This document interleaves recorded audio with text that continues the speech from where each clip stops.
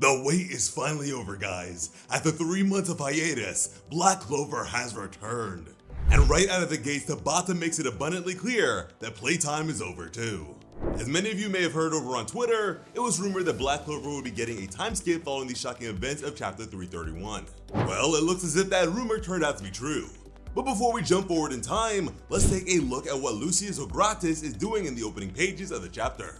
The chapter starts off with Lucius paying the recently defeated Lucifero a visit in the 7th layer of the underworld.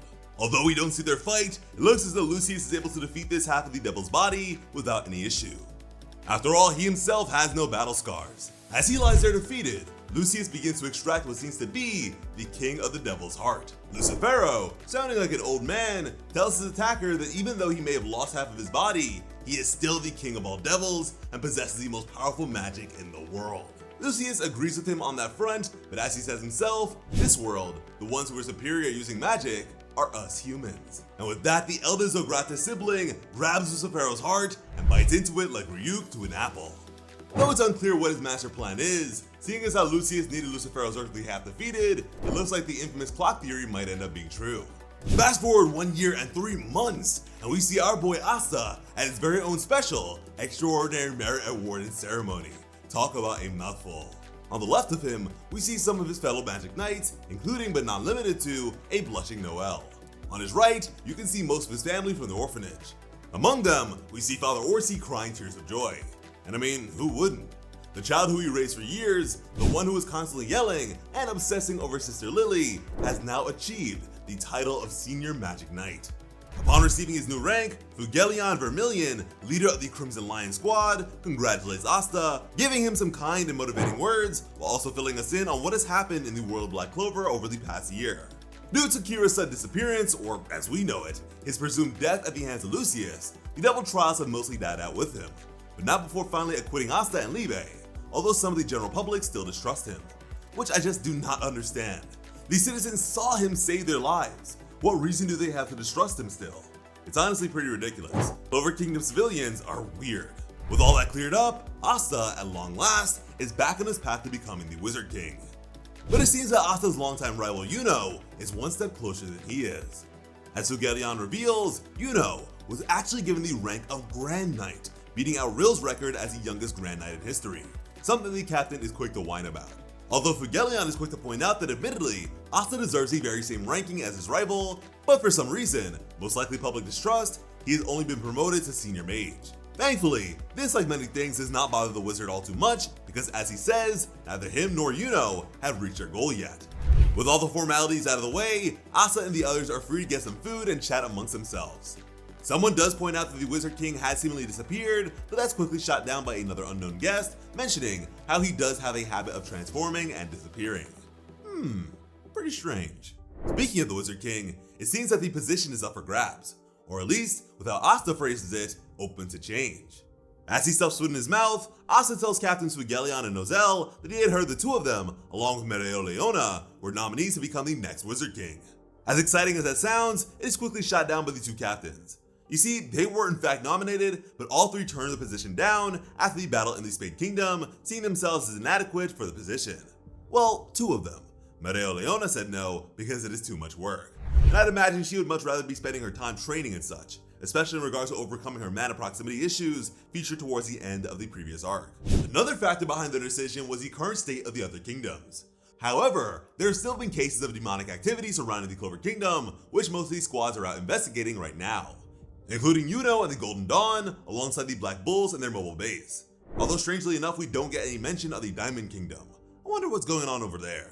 Now, before we get into the hilarity that ensues among some characters, be sure to subscribe to the channel with notifications on to never miss an upload, and smash that like button for some plot armor today. Now, if you remember, back in chapter 330, Charlotte, leader of the Blue Rose Squad, finally confessed her love for Captain Yami, only for him to not hear it. Just imagine how awkward that is for the Magic Knight. Which is why, understandably, when Yami comes over to talk to her and the other captains, she flinches and swiftly runs away without a word. Being the dunce he is, Yami doesn't understand what's up with her. In his words, she's been acting weird since they returned from the Spade Kingdom. Just think about that. Charlotte is so embarrassed that she's been hiding away from Yami for over a year. That is dedication.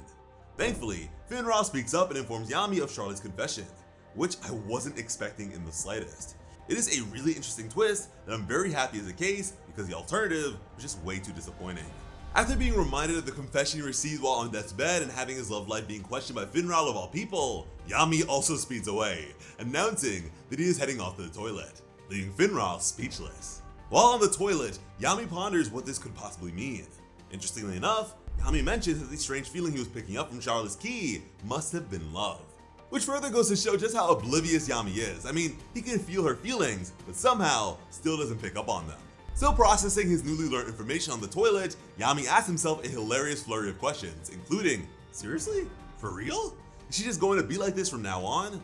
And man, he probably would have kept on going if it weren't for Finral's calling him out to leave. With the captain's hysterical romance covered, we move on to Asta's love life, who also has secret admirers that he has no clue about. Both Noelle and Mimosa are having full breakdowns as they think about the relationship with Asta. Mimosa says to herself that ever since protecting Asta back during the final battle of the Spade Kingdom arc, he has been all she can think about.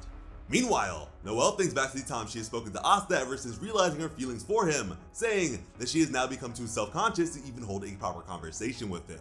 Both royals continue their breakdowns as they think about their unique situations. But hey, Sekre is there not to help them, but to further fuel the fire. She tells both girls that Asta is actually about to confess right this instant, a statement that only sends them into a further frenzy as they wonder who he could be confessing to. Mimosa even questions if it could maybe, just possibly be her. Watching this all go down, Nero notes how amusing this whole thing is before eventually taking the two to where Asta is confessing. And here's where we see it. Asta is proposing to Sister Lily. Now being 18 years old, Asta promises that this will be his last attempt at proposing to the nun, telling her that he will definitely make her happy. The two nobles watching this go down in secret are left completely speechless as they try to comprehend what they are watching. Sadly for Asta, Lily's answer is no, telling our hero that she sees him as family, like a sweet little brother. Ouch, Asta. Now surprisingly, instead of refusing to accept her answer like he has done in the past, Asta quickly accepts her answer before telling Lily that he understands. Up until this day, he did not want to give up, but he has learned that sometimes you can't change how people feel. And this is a major maturity moment for Asta here. But with that, Asta puts a big old smile on his face and tells Sister Lily to witness his unchanging promise, to become the Wizard King. After all, it isn't a proper Black Clover return if Asta doesn't yell that out. And with that proposal, Lily smiles, thinking to herself how amazing Asta has become, before responding, I know you can do it. Zooming out of that panel, and we can see Asta's little audience still freaking out and red in the face, with Nero just sitting there with a blank one. Now, it would be really nice if the chapter ended on that happy note, but Tabata surely did not forget to include yet another painful cliffhanger at the end of the chapter. Because on the very last page of the chapter, none other than Lucius Zogratis appears before Asta. And in full Zogratis fashion, mind you, with a full fur cape and sweater dress. The final Zogratis sibling and host to Astaroth, the Time Devil, congratulates Asta on coming so far before announcing that this is the end for him. Whatever he means by that, I'm certain it will be bad for Asta and even worse for the Clover Kingdom, maybe even the world. Lucius' disappearance this early on can only mean one thing. After over a year of preparing, he is ready to launch the plan he has probably been scheming ever since he, or Julius, became Wizard King. Seeing as how he was revealing himself in the center of the noble realm during a time when all the captains, save for one, are gathered together, I'm sure we are about to see things go down next week, and I for one cannot wait. Also, don't let it go over your head that he is targeting Asta first and foremost. He is trying to take care of the one person who can possibly be a monkey wrench in his plans. He's a very calculated villain, and we love that over here. And listen, at this point, we are working on his time. In the comments, I gotta know that you guys are just as hyped for the final arc of Black Clover as we are. This is the end we are leading up to, and it is time. As always, I'm Slice of Otaku. Thank you all so much for watching and have an awesome day. I love you.